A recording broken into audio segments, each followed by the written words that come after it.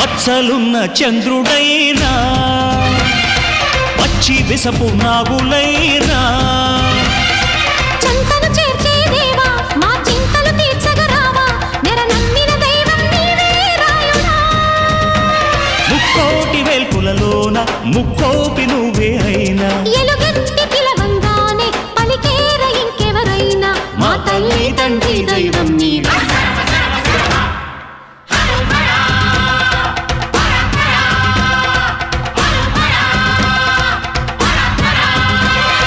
ఢమ ఢమ ఢమ ఢమ గుండె ఢమరుకం మోగే